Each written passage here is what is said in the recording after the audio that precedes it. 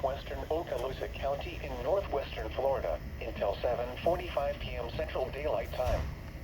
At 6:55 p.m. Central Daylight Time, a severe thunderstorm was located 18 miles east of East Brutome, or 18 miles east of Brutome, moving southeast at 10 miles per hour. Hazard, 60 miles per hour wind gusts and penny-size hail. Source, radar indicated. Impact, expect damage to roofs, siding, and trees. This severe thunderstorm will remain over mainly rural areas of southeastern Escambia, southwestern Covington, and northwestern Okaloosa counties.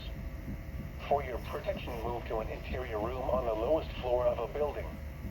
Repeating, a severe thunderstorm warning has been issued until 7:45 p.m. Central Daylight Time for the following counties in Alabama, Covington and Escambia, and Okaloosa, Florida.